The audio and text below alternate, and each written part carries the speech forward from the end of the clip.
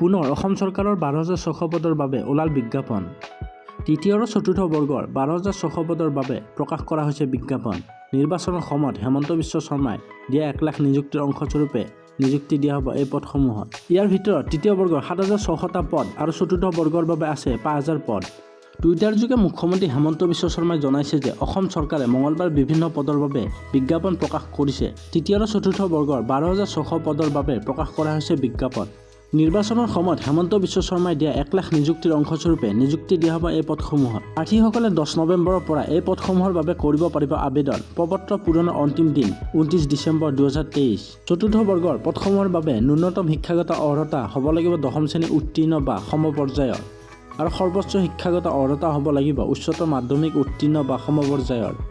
আনহাতে তৃতীয় বৰ্গৰ প্ৰাৰ্থীসকলৰ ন্যূনতম শিক্ষাগত অৰ্হতা 3টা পৰ্যায়ত ভাগ কৰা হৈছে। কেটেগৰী 1ত 4,055টা পদৰ বাবে প্ৰাৰ্থীৰ ন্যূনতম অৰ্হতা স্নাতক ডিগ্ৰী।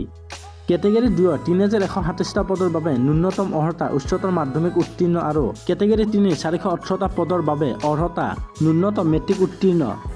প্ৰাৰ্থীৰ বয়স তৃতীয় আৰু চতুৰ্থ বৰ্গৰ এই পদৰ বাবে প্ৰাৰ্থীৰ বয়স 1-1-2023 পৰ্যন্ত 18 বছৰৰ পৰা 40 বছৰৰ ভিতৰত হ'ব লাগিব।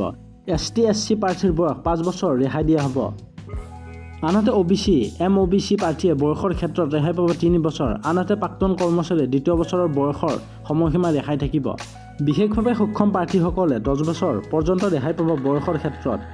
প্ৰাৰ্থীসকলে কেনেকৈ কৰিব আবেদন? www.assam.gov.in আৰু www.sebaonline.org ৱেবছাইটলৈ গৈ আবেদন কৰিব পাৰিব।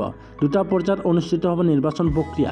লিখিত পৰীক্ষাৰ সাক্ষাৎকাৰ এই 2টা পৰ্যায়ৰ জৰিয়তে নিৰ্বাচন কৰা হ'ব প্ৰাৰ্থীক।